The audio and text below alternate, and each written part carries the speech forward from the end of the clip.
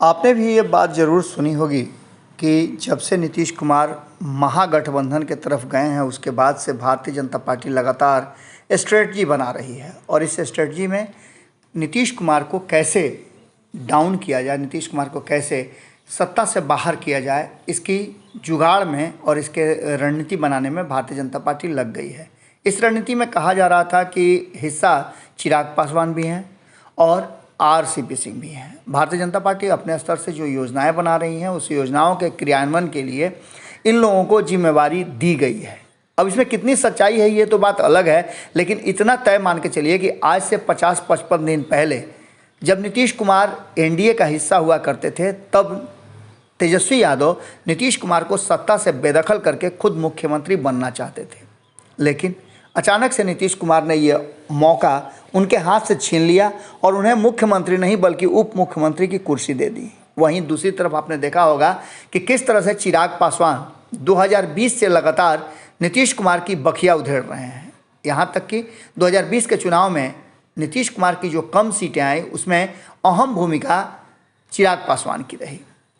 इन सारी बातों को लेकर के अब जबकि आरसीपी सिंह अलग हो गए हैं जनता दल यूनाइटेड से, रामचंद्र की सेना उन्होंने बनाई है और उनके समर्थकों ने ये बनाई है और लगातार इसके तहत वो बिहार के अलग अलग हिस्सों में यात्रा कर रहे हैं और लगातार उनका अभियान जारी है।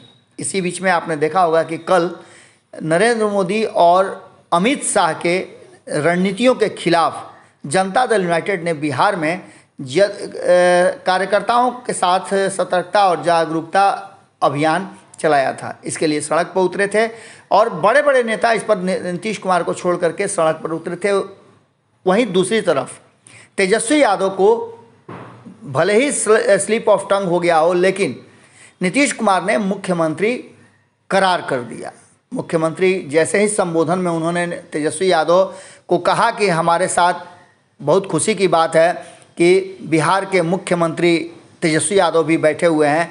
इनके इस बयान के बाद से रामचंद्र की सेना एक बार फिर से अलर्ट हो गई है और जदयू के भीतर जो लोग हैं, जिन लोगों को अब अपने ही अस्तित्व पर संकट मंडराता नजर आ रहा है, उन लोगों के लिए एक बड़ा संदेश दिया है और कहीं ना कहीं उन लोगों को मूक निमंत्रण भी दे दिया है।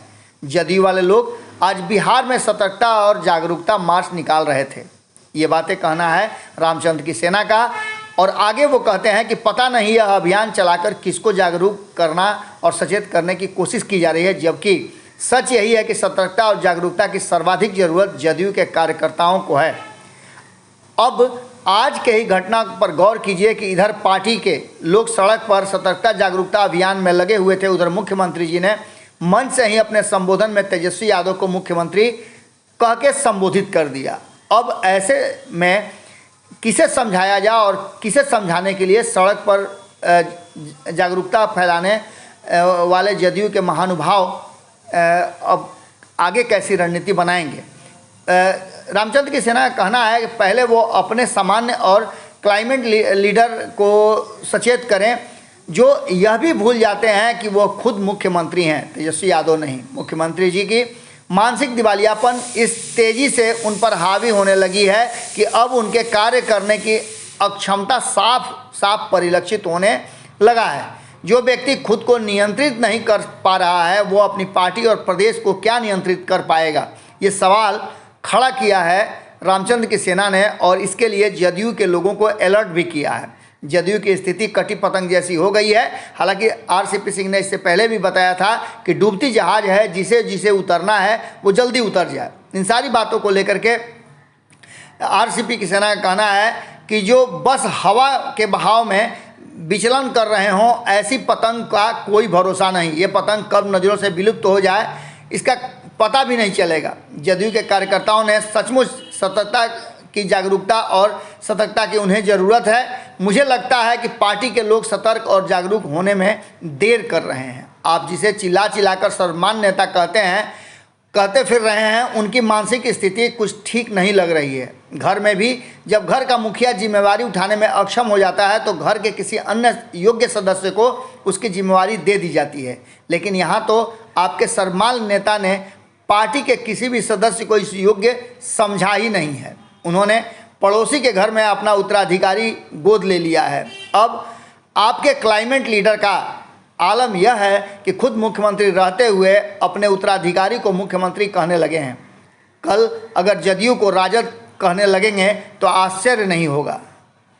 इन सारी बातों को लेकर के रामचंद्र की सेना ने सुझाव दिया है जदयू के कार्यकर्ताओं को, जदयू के नेताओं को कि सतर्क रहिए, जागरूक रहिए, डूबते हुए जहाज़ पर सवार हैं तो अपना ख्याल जरूर रखिएगा। इसके साथ ही उन्होंने कहा है कि जेडीयू, आरजेडी, कांग्रेस, हम और वाम दलों का ये गठबंधन नाजायज़ है। इतना ही नहीं, आगे भी आरसीपी सिंह का कहना था कि नीतीश कुमार सिर्फ और सिर्फ अपनी कुर्सी बचाने के लिए सारा स्वांग रच रहे हैं और कभी वो तेजस्वी यादव को कुर्सी नहीं दे सकते हैं और ना अपने उत्तराधिकारी किसी को पूरी तरह से पार्टी को समाप्त करके बर्बाद करके ही दम लेंगे। ऐसी स्थिति में जदयू के लोग जो वर्षों से झोला ढो रहे हैं उनका क्या होगा? अगर वो अभी नहीं सजग हुए तो उनका राजनीतिक कैरियर भी समाप्त होना तय है।